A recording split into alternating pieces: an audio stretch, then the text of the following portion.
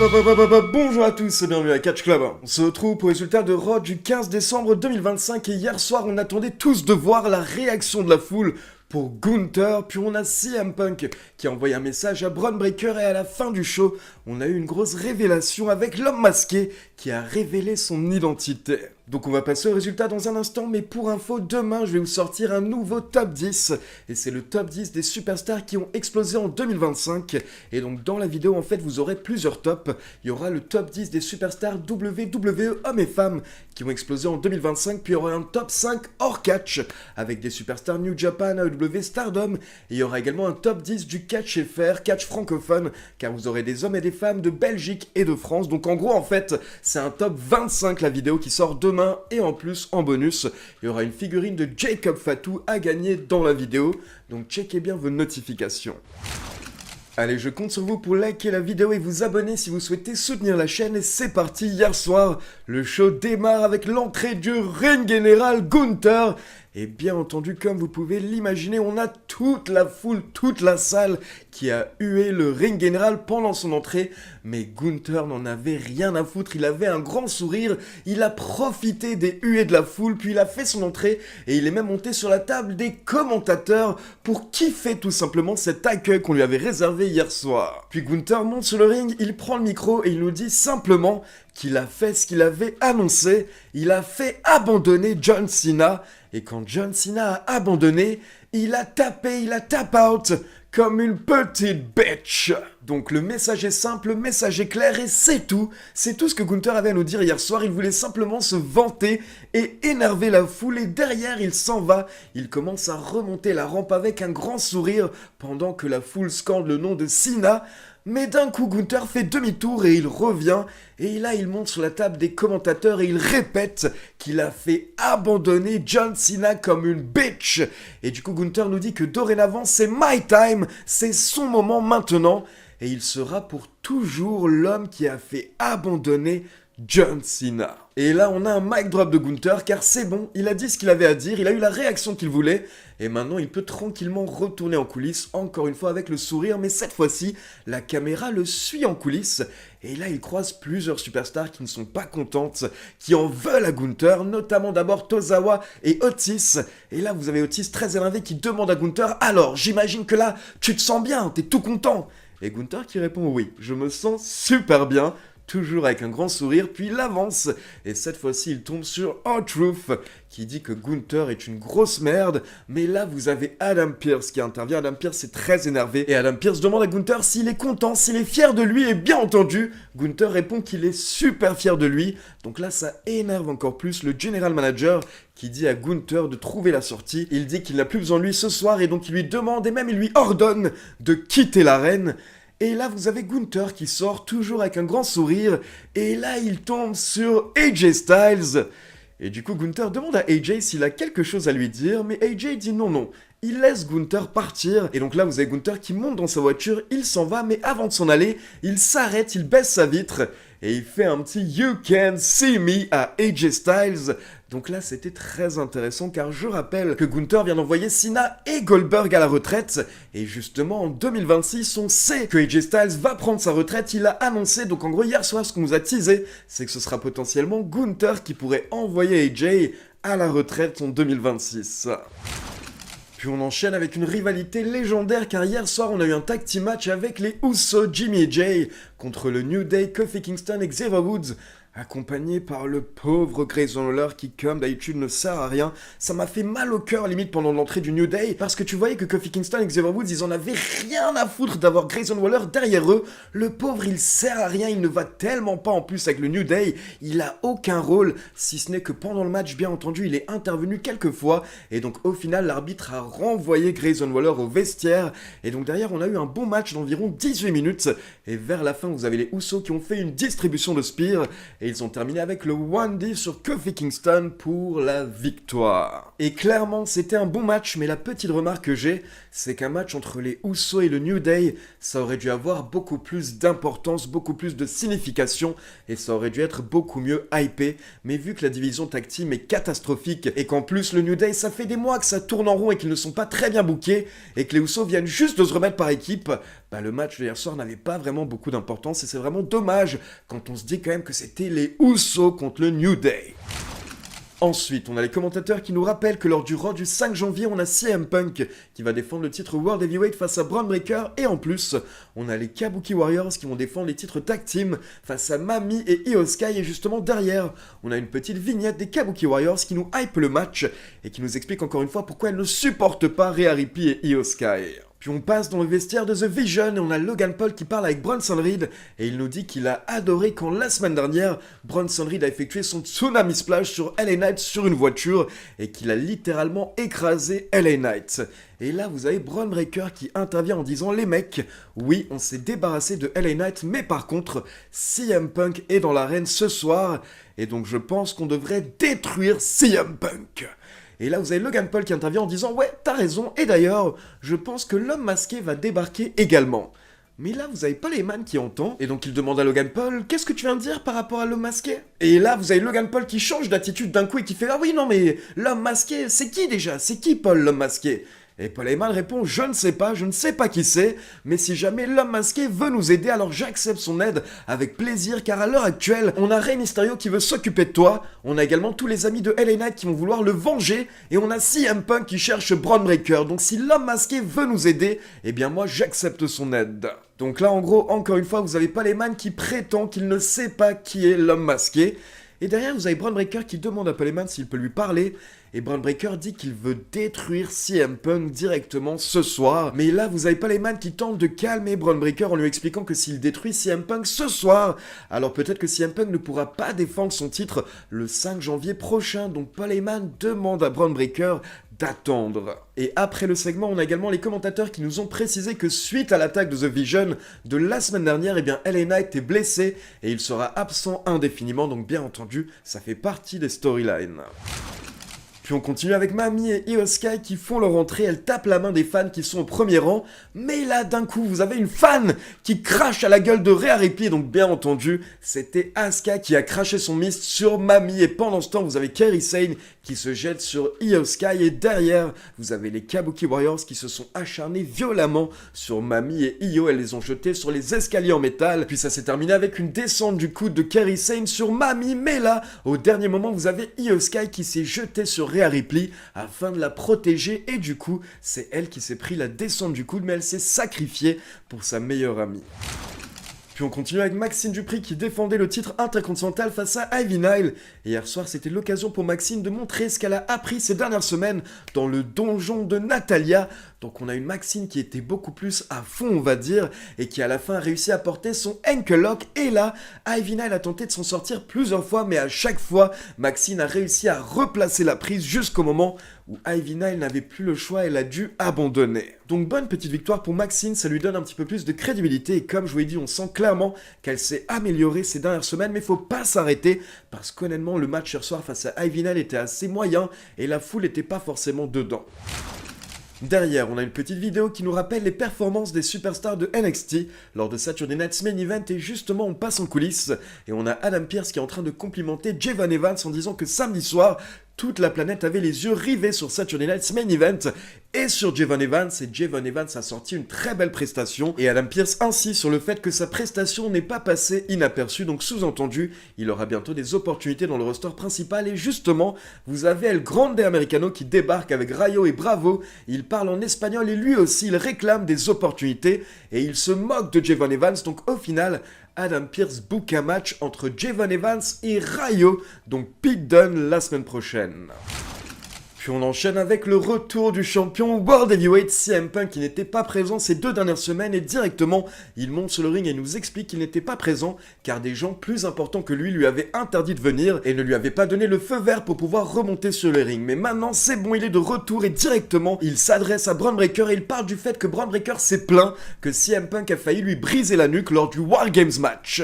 Mais là CM Punk dit à Bron Breakker, écoute, je sais que dans ta famille on est connu pour pas vraiment avoir de cerveau, vous êtes plutôt stupide. Mais tu étais dans un War Games, tu n'étais pas dans un jeu de société, donc bien entendu, il y avait des risques. Puis CM Punk nous rappelle que la semaine dernière, Bron Breakker a dit qu'il voulait l'ancienne version de CM Punk, celle des années 2010, mais CM Punk lui répond que Bron Breakker n'est même pas capable de s'occuper du CM Punk de 2025 tout seul. CM Punk félicite Bron Breakker en disant « Oui, très bien, tu as effectué le tombé sur moi lors des War Games, mais tu ne l'as pas fait tout seul. » Puis CM Punk devient très sérieux, il dit à Bron Breakker que s'il mentionne sa femme encore une fois, alors là ce ne sera plus du business, ce sera personnel, CM Punk n'en aura plus rien à faire de la ceinture, mais il va crever les yeux de Bron Breakker et il va pisser sur sa cervelle de moineau. CM Punk dit qu'il aimerait bien un challenge 1 contre 1 contre Bron Breakker, mais il sait très bien que Bron Breakker va se ramener avec Paul Heyman, The Vision, l'homme masqué, sa maman, son grand-père, son oncle, son père, et CM Punk dit qu'il n'y a pas de souci, tu peux ramener qui tu veux, mais quoi qu'il arrive, tu n'as aucune chance face à moi. Et CM Punk nous dit que quand il va gagner, Bron Breakker va se réveiller,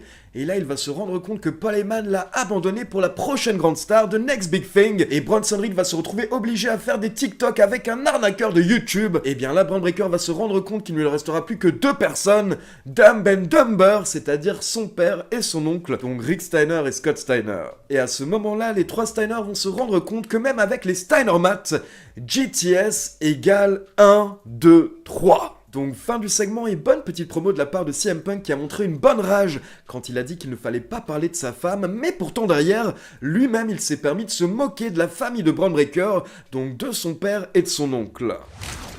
Ensuite, on passe dans le vestiaire de Judgment Day, on retrouve Roxanne Perez et Liv Morgan avec Dum Dum. Et directement, Liv Morgan demande à Dum Dum où est Finn Balor. Et Dum Dum répond que Finn Balor est avec JD McDonough, car JD McDonough est blessé, il va être absent quelque temps.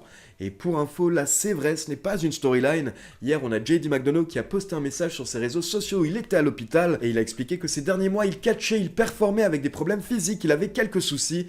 Et du coup, là, il va faire une petite pause pour tout soigner. Puis Liv Morgan et Roxanne se tournent vers Raquel Rodriguez qui a une opportunité ce soir face à Stephanie Wacker et directement, Liv Morgan précise qu'elles seront là pour couvrir ses arrières au bord du ring si Raquel le souhaite.